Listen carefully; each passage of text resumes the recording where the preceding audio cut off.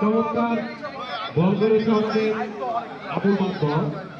এখন আবার ভালিয়ে যাচ্ছে আবুল মাতবর, এগিয়ে আসছে, আস্তে আস্তে বল করছে, চমৎকার, এবং বল চলে গেল মাঠের মধ্যে। চমৎকার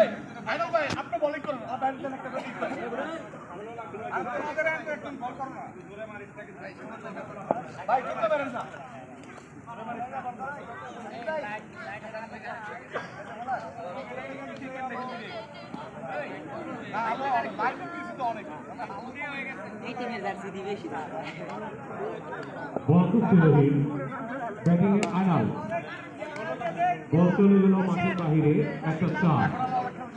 চমৎকার, এখনই খেলা শুরু হতে যাচ্ছে।